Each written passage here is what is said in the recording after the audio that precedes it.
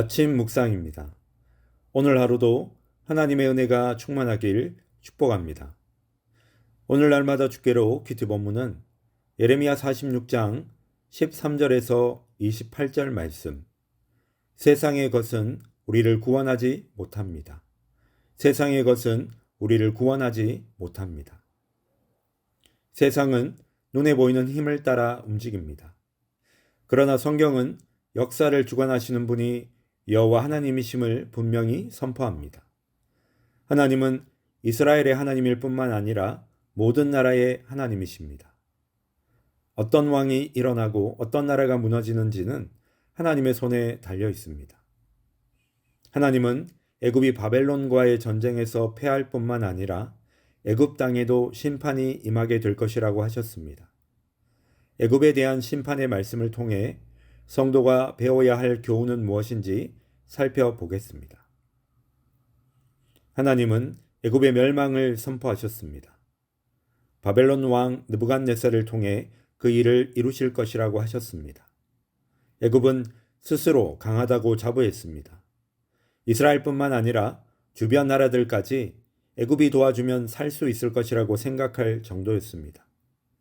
그러나 하나님은 애굽을 의지하는 자는 모두 부끄러움을 당하게 될 것이라고 하셨습니다. 실제로 애굽은 갈그미스 전쟁에서 바벨론에 의해 처참하게 패배합니다. 이스라엘이 의지했던 애굽은 순식간에 무너집니다. 하나님이 아닌 세상의 힘을 의지하는 자의 결말이 이와 같습니다. 하나님이 애굽의 심판을 선포하신 것은 애굽이 나일강을 신으로 섬겼고 태양과 풍요의 신에게 제사를 드렸기 때문입니다. 하나님은 애굽의 신들을 벌하며 애굽을 의지하는 자들을 심판할 것이라고 하셨습니다. 왜냐하면 창조주가 아닌 피조물에게 경배하는 것은 하나님의 영광을 훼손하는 죄이기 때문입니다.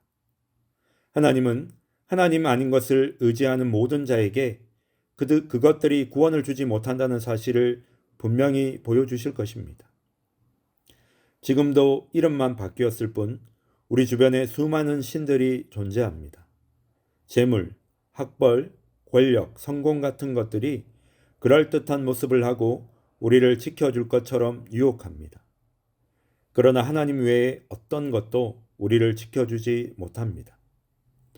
하나님 없는 풍요와 안정은 거짓 진통제와 같습니다. 잠시 아픔을 잊게 해주지만 병의 근원은 고치지 못하지요.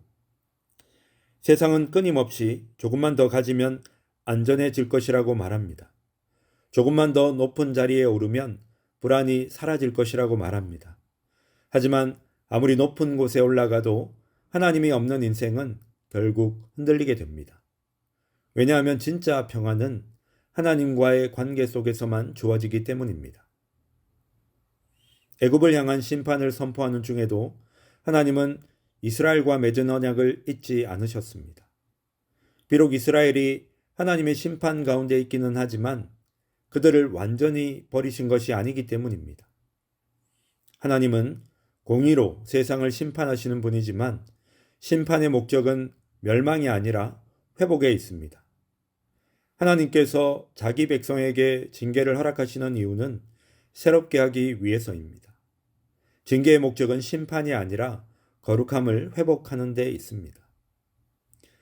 애굽은 강했지만 하나님을 의지하지 않았습니다. 이스라엘은 약했지만 하나님의 손에 붙들려 있었습니다.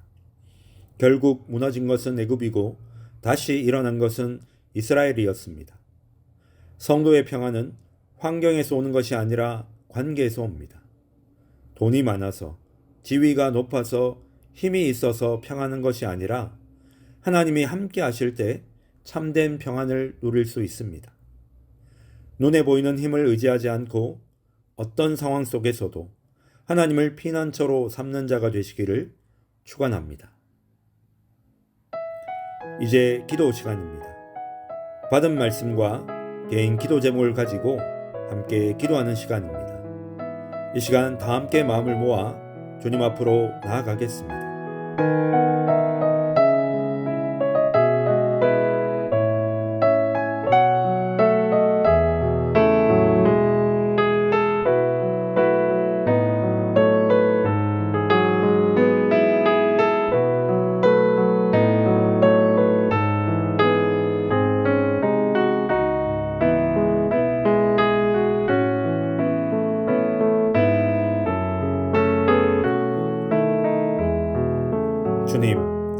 애굽처럼 눈에 보이는 힘을 의지하지 않게 하시고 어떤 상황 속에서도 주님을 피난처로 삼는 자가 되게 하여 주시옵소서.